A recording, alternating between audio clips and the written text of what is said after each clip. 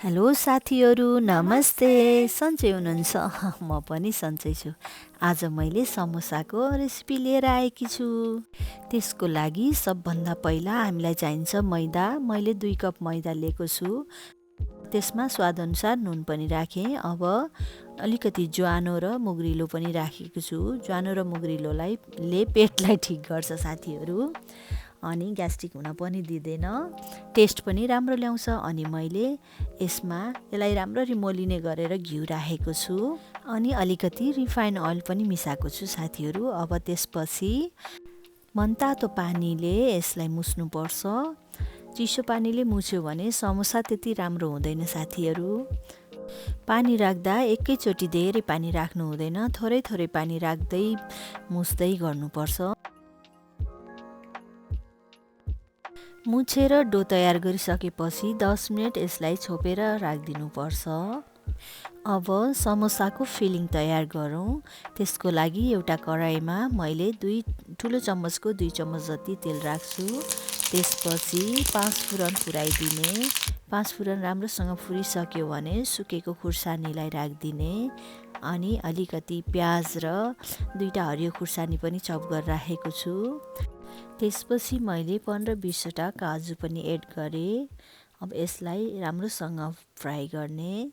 त्यसपछि कसुरी मेथी राखिदिने। मैले कसुरी मेथी अलि बढी नै राखेको छु। कसुरी मेथीले समोसामा एकदमै जान ल्याउँछ, स्वादिलो र टेस्टी बनाउँछ। त्यसपछि 1 चम्मच हल्दी, 1 चम्मच रातो खुर्सानीको धुलो, अनि 1 चम्मच जिरा धनियाँको पाउडरलाई पनि एड गरेँ, अनि यसलाई राम्रोसँग मिक्स गर्ने। त्यसपछि मैले उसिनेर राखेको आलुलाई म्यास गरेर राखिदिन्छु। आलुलाई मैले अलि मोटो मोटो चङ्कमै राखेको छु। सबै आलु राखिसकेपछि आलुमा मसला राम्रोसँग मोलिने गरेर मिक्स गर्नुपर्छ।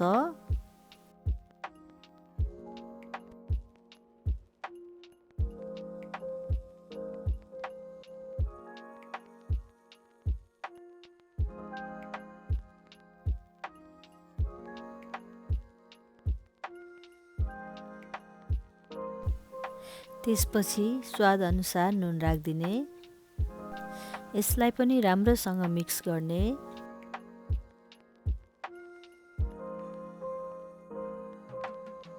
राम्रोसँग मिक्स भइसकेपछि मसिनो गरेर काटेको हरियो धनियाँलाई पनि राखिदिने, र यसलाई पनि राम्रोसँग मिक्स गरेपछि अब हाम्रो स्टफिङ यानि कि समोसाको फिलिङ तयार हुन्छ। अब ग्यासलाई बन्द गरेर यसलाई चिसो हुन राखिदिनुपर्छ। समोसाको मसला चिसो भइसकेपछि अब हामीले समोसाको लागि रोटी बनाउँछौँ। आफूलाई कुन साइजको समोसा चाहिएको छ अथवा आफूले कुन साइजको समोसा बनाउने हो त्यही अनुसार डो लिएर यसलाई पातलो लामो आकारमा बेल्ने, अनि बीचबाट काटेर 2 भाग छुट्याउनुपर्छ।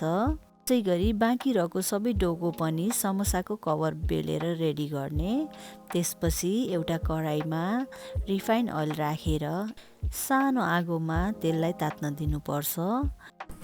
समोसा बनाउँदा तेल धेरै तातो पनि हुनु हुँदैन, किनभने धेरै तातो भयो भने बाहिर डढ्ने र भित्र काँचै हुने हुन्छ। त्यही भएर समोसा राख्दा तेललाई बेसरी नखराइकन राख्नुपर्छ। अब मसला छिटै चिसो होस् र बनाउन सजिलो होस् भनेर एउटा प्लेटमा यसलाई छुट्टै निकालेर राख्ने, अनि अघि बेलेर राखेको रोटी लिएर त्यसको छेउमा पहिला पानी लगाउने, अनि फोल्ड गरेर यसलाई कोण जस्तै बनाउने। फोल्ड गरेको भागलाई अलि बेसरी प्रेस गर्नुपर्छ, नत्र पछि तेलमा पकाउने बेलामा फुट्छ। अनि यसभित्र अघि बनाएर राखेको हाम्रो स्टफिङ यानि कि समोसाको फिलिङ मसला भर्ने।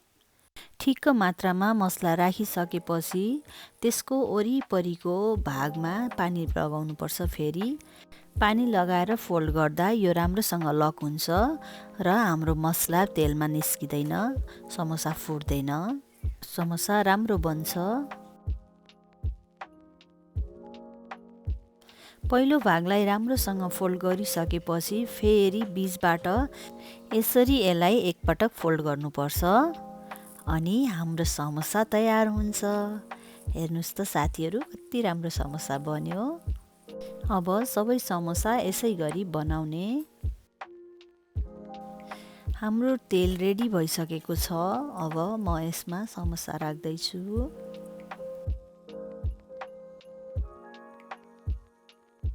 समोसा राखिसकेपछि सानो हिटमा यसलाई पाक्न दिनुपर्छ। तुरुन्तै चलाउनु हुँदैन, नत्र समोसा फुट्छ। र ठुलो हिट पनि हुनु हुँदैन। ठुलो हिट भयो भने समोसा तुरुन्तै डढ्छ र भित्रपट्टिको पिठो काँचै रहन्छ। त्यसैले सानो हिटमा समोसालाई पकाउनु पर्छ।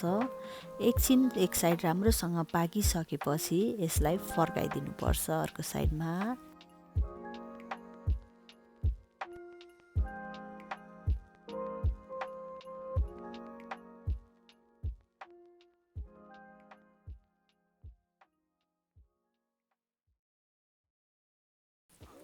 सानो आगोमा 10-12 मिनेट पाकेपछि हाम्रो समोसा रेडी हुन्छ।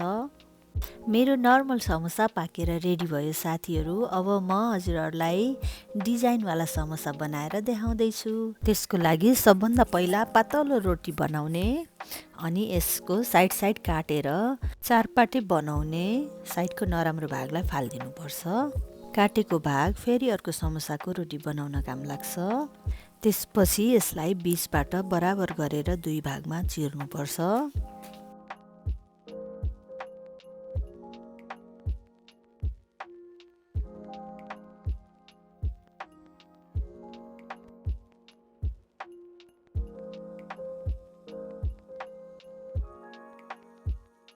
एउटा पार्टको ठिक बीचमा अलिकति पानी लगाएर अर्कोलाई त्यही पानीमाथि क्रस गराएर टी बनाएर राख्ने।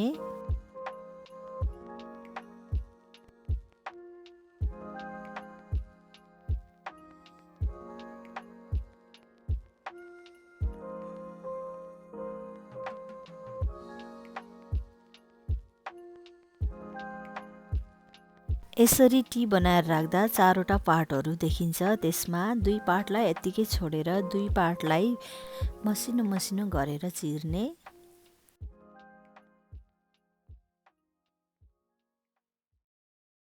अनि त्यसको बीच भागमा समोसाको मसला राखिदिने। अनि कट नगरेको भागले यसलाई राम्रोसँग कभर गर्नुपर्छ। कभर गर्दा यसको वरिपरि पानी लगाएर कभर गर्नुपर्छ। यसो गर्दा पकाउने बेलामा समोसाको मसला बाहिर निस्किँदैन।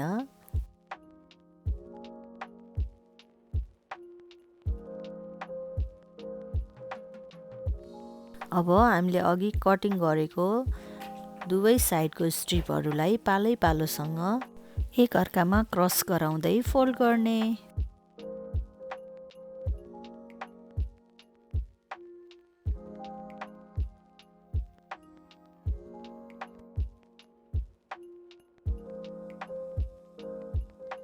अब हेर्नुस् त साथीहरू, मेरो समोसाको डिजाइन कति राम्रो बनेको छ।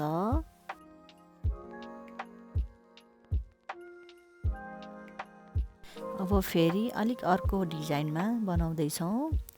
अरू सबै प्रोसेस त अघि गरेको जस्तै नै हो। साइड काट्ने, चारपाटे बनाउने, अनि बीचबाट काट्ने र फेरि क्रस गरेर टी बनाउने।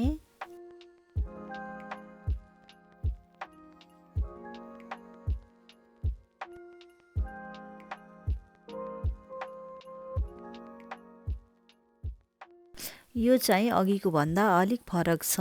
यसमा हरेक स्ट्रिपलाई एक आपसमा क्रस गराएर राख्नुपर्छ।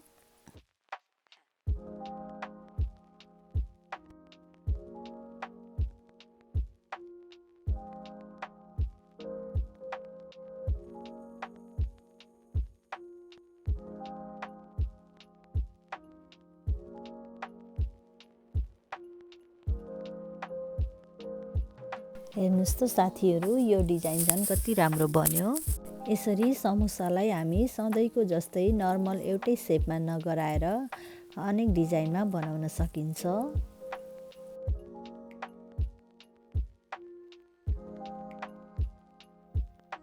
अब यसलाई पनि लो हिटमा 10-12 मिनेट पाक्न दिनुपर्छ। बीचबीचमा यसलाई फ्लिप गर्दै पकाउने। अब हाम्रो समोसा रेडी भयो।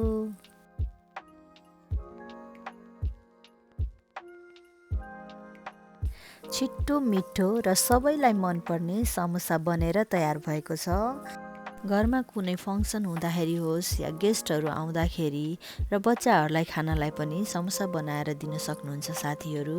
हजुरहरूलाई मेरो यो रेसिपी कस्तो लाग्यो कमेन्ट गर्न नभुल्नुहोला र मेरो च्यानललाई लाइक र सब्सक्राइब गर्न पनि नभुल्नुहोला। नमस्ते।